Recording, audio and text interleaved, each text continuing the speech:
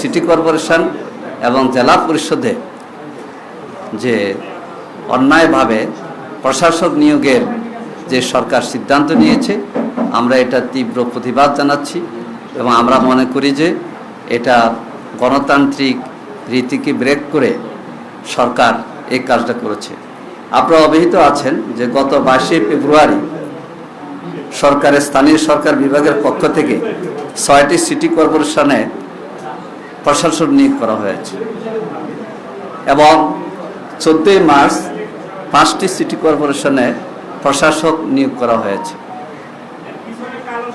আপনারা জানেন, ইফতার মাহফিলে দাওয়াতের জন্য আমি কিন্তু স্থানীয় সরকার মন্ত্রীর বাসায় গিয়েছিলাম, দাওয়াত দিয়েছি।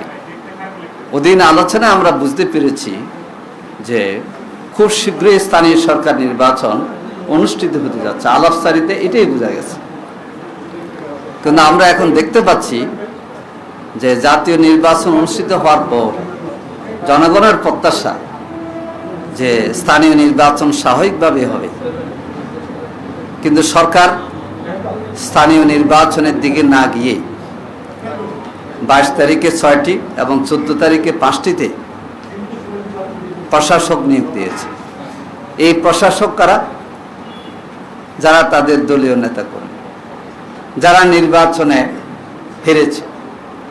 যেমন শফিকুল ইসলাম মিল্টন, তিনি ঢাকা সিটির 15 নম্বর আসনে নির্বাচনে হেরেছেন, তাকে প্রশাসক নিয়োগ করা হলো।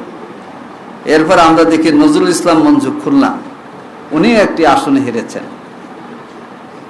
হার জিত আছে, আমরা ব্যক্তিকে টার্গেট করে কথা বলছি না। আমাদের কথা হচ্ছে গণতান্ত্রিক ধারাবাহিকতার উপর সরকার আঘাত করেছে।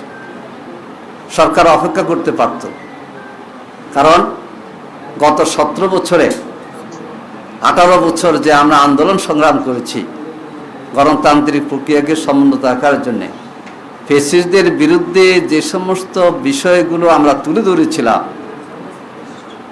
সেটারই একটা হচ্ছে যে জনগণের মতামতকে তোয়াক্কা না করে দলীয় চিন্তায় চেতনায় দলীয় লোক বসানোর জন্য সিদ্ধান্ত গ্রহণ করা। সরকার 6টি সিটি কর্পোরেশন, পরে 5টি সিটি কর্পোরেশনের এই নিয়োগ দিয়ে আমরা মনে করি যে জনগণের মতামত এবং জুলাইয়ের যে স্পিড, এটাকে সরকার অবজ্ঞা প্রদর্শন করেছে। সম্মানিত ভাইসব, 15 মার্চ 2026 তারিখে 42টি জেলা পরিষদ প্রশাসক নিয়োগের সরকার ঘোষণা দিয়েছে। আপনারা জানেন, জামাত ইসলামী 7টি জেলায় নিরঙ্কুশ বিজয় লাভ করেছে এবং 6টি জেলায় একটি আসন ছাড়া, যেখানে 3 সেখানে 2, যেখানে 2 আসন পেয়েছে।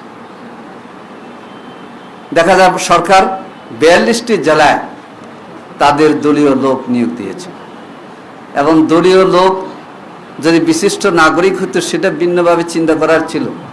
কিন্তু দেখা যায় যারা বিপুল ভোটে হেরেছে, যেমন গাইবান্ধা 3-এ বিএনপির জেলা সভাপতি জামাত ইসলামের প্রার্থীর গাড়ি বিপুল ভোটে হেরেছে, তাকে গাইবান্ধা জেলা পরিষদের প্রশাসন নিয়োগ করা হলো। গাইবান্ধা 5টি আসনের মধ্যে 4টিতে জামাত ইসলামী নির্বাচিত হয়েছে। কুড়িগ্রাম 4টি আসনের মধ্যে 4টাতেই 11 দলীয় জোট, 3টিতে জামাত, 1টিতে এনসিপি জিতেছে। সেখানে যিনি গত নির্বাচনে হেরেছেন তাকে প্রশাসন নিয়োগ হয়েছে। এটা এক ধরনের হাস্যকর বিষয়। আমরা মনে করি স্থানীয় সরকার নির্বাচন সচল হওয়া দরকার এবং জনগণের ভোটে নির্বাচিত প্রতিনিধিরাই এই ক্ষেত্রে এগিয়ে আসুক, যে দলের হোক।